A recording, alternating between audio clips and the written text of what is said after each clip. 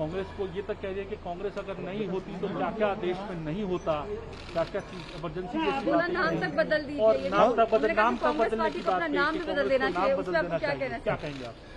नहीं, देखिए, मैंने 3 चीजें कही थी।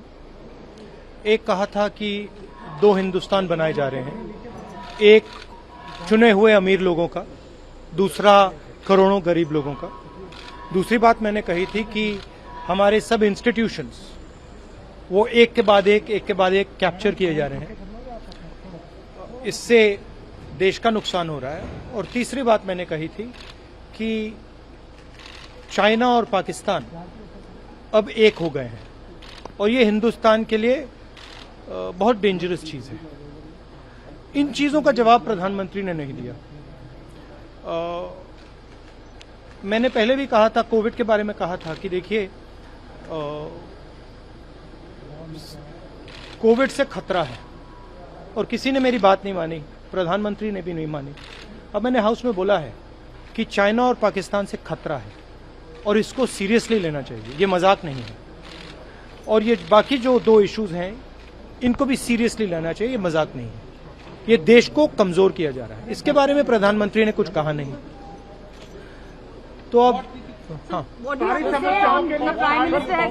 one by one, please.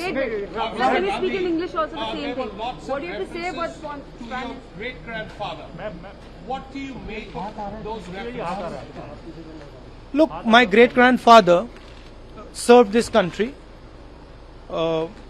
He gave his entire life for this country. So I don't need anyone's certificate for my great-grandfather. My great-grandfather did what he had to do, as did other members of my family, as did millions of people in this country. So I really don't care what anybody says about him. Congress पर जिस तरह से हमला बोला उन्होंने, लगातार सारी समस्याओं के लिए उन्होंने कांग्रेस को जिम्मेदार ठहराया। यहाँ तक कहा कि कोरोना जो देश में कांग्रेस ने फैलाया है। डरते हैं थोड़ा कांग्रेस से, थोड़ी घबराहट है, क्योंकि कांग्रेस सच्चाई बोलती है। उनका पूरा मार्केटिंग